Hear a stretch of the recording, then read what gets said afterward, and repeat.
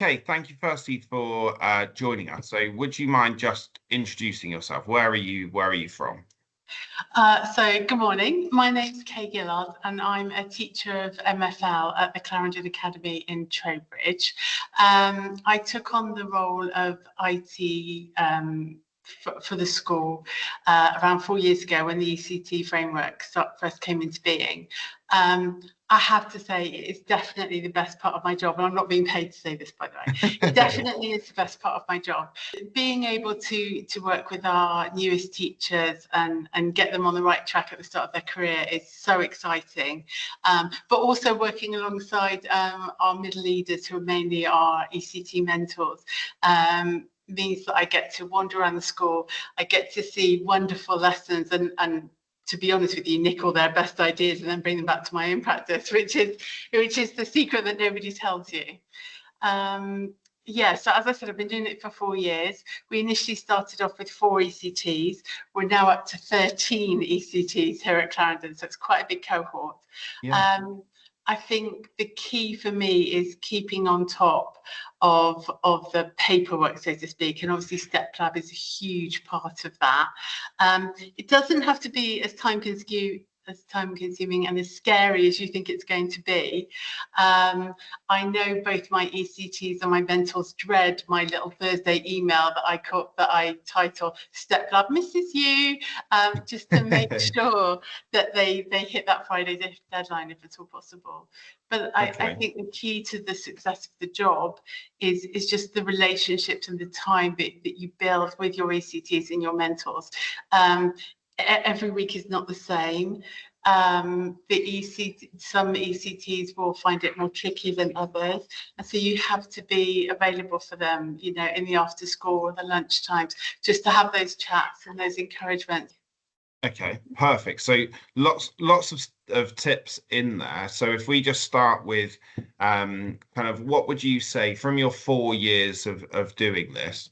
It sounds like you've got a process in place for encouraging engagement through using emails. So why did you choose Thursday for that? Well, basically, as you know, the StepLab week runs from Monday to Sunday, and I certainly didn't want anybody working on StepLab over the weekend. So I sort of not trained, but encouraged mine to get it done by the Friday. So on a Thursday, I'll take a look at StepLab for both year groups, mentors and ECTs, and just see who has completed or hasn't completed their module for that week.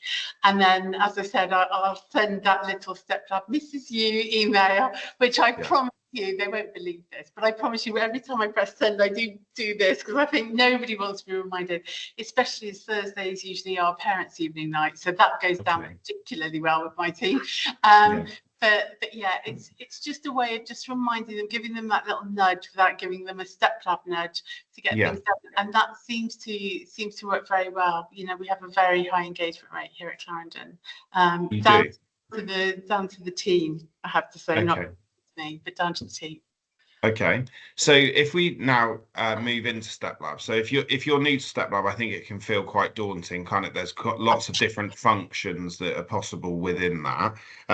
So from your perspective as an IT, how do you use StepLab firstly to support and encourage the ECTs?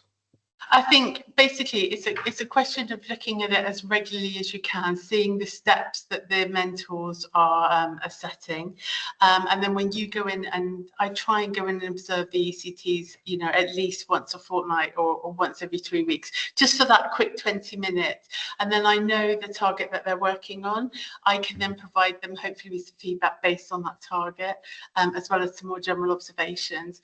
As I said, I think it's really about building those relationships and letting them see that you're not, the IT person who has to be, whose suggestions have to be followed, but that you're interested in what they're doing. The particular skill that they're trying to develop, and that way you can provide hopefully some insight with all your background in education as well. Okay, brilliant. And you mentioned StepLab nudge. How do you use StepLab nudge or praise? So on the rare occasion, I will step up for my team, on the rare occasion where somebody doesn't quite manage to complete their StepLab module, which is very rare if anybody from Clarendon is watching this, um, that I will literally just use the nudge button, just send them a little gentle reminder that you just select the nudge option, and you can send them a little note just saying, it'd be really great if you could complete your module next week. Any issues, just let me know.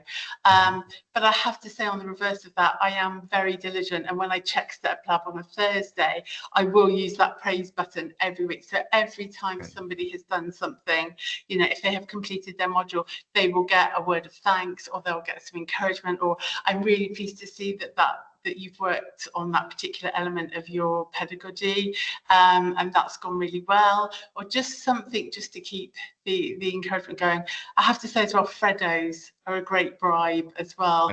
Putting the Freddos in the they're not as regular as they used to be when there were 4. Now there are 13 of them. But yeah, Freddos on a Friday is also a good little tool as well.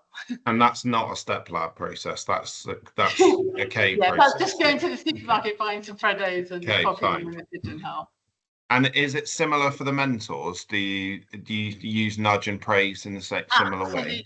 I mean, I talk regularly to the mentors. Again, I try and make sure that I see them at least once every half term, but I try to do once every 3 weeks, just to see how they feel that their ECT is getting on. So we'll just have a very brief conversation, you know, catch up in the staff room over a coffee, just, you know, how are things? Is everything okay? But again, I think one top tip I would give any new IT person is just really get to know your ECTs and have that open door policy. So obviously this is a best case scenario and you're keeping on top of it regularly, but sometimes ECTs or mentors might fall behind. How would you address, what's the kind of considerations that you would put in place? And I suppose, how would StepLab help you?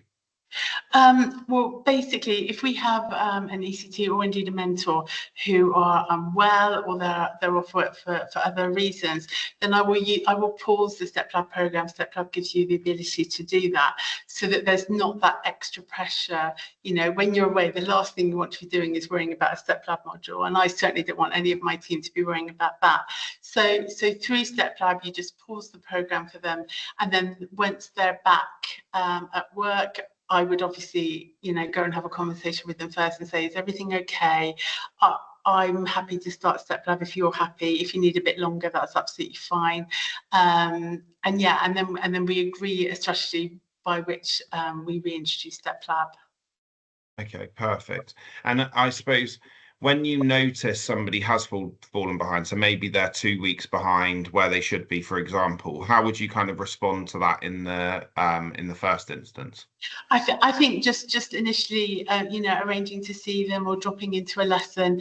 I would usually time it so it's before a break or a lunch period, just so that I can give them feedback on the lesson, and then say, I've noticed that you haven't done your StepLab modules for a couple of weeks. Is there anything I can do to support you? You know, would it help if I pause the program just for a week or 2? Is there anything else you need?